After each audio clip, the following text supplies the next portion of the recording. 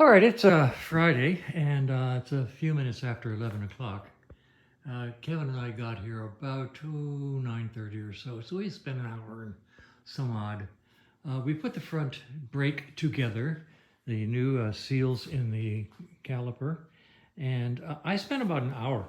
The problem with getting this to seal was I realized that not only is it arched like so, in other words, this is a rounded surface, it's also out arched like so.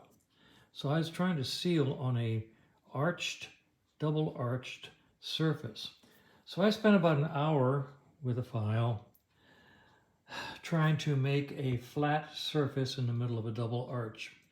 And yeah, see, Levy, that's the way it turned out. So now I've got the front brake on and bled. It bled out very nicely. Just pumped it straight down from the front, from the top. When we got full fluid out of this hole, I held my finger over it. When we got full fluid and 2 or 3 spurts, it came out solid, sealed it up, and it's nice and solid. And I have a bungee holding the brake handle pressure on, and I'm going to let it sit overnight and look for any leakage in the system anywhere, basically tomorrow. So we called it a day. And that's about where we are right now. We're hung up on stuff that I have to do. I have to put the switches back together so we can put the hand gear back on the bike.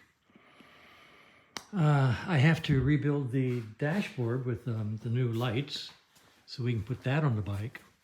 My welder has to do the, oh, here it is. Weld this back together so we can put that back on the bike. We're at one of those points in time where people say that the last 10% takes 90% of the effort, and although we're close, it's going to be a while. So that's where we are.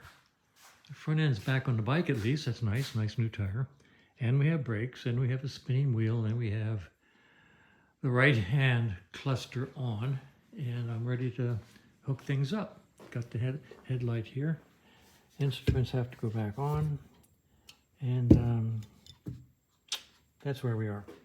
Not a lot of progress today. At least it wasn't negative progress. That's always a good thing. So anyway, that's where we are.